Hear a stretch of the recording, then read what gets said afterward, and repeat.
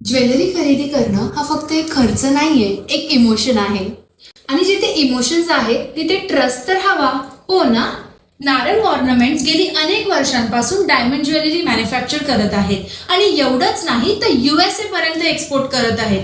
त्यामुळे quality finishing ही already प्रोव्हन आहे आणि आता तीच एक्सपोर्ट क्वालिटी तुम्हाला डायरेक्टली भारतात मिळत आहे, तेही कोणतेच एक्स्ट्रा पैसे न देता. तुम्ही एकदा विचार करा की तुम्ही ज्वेलरी घेताना एक्स्ट्रा पैसे का देता?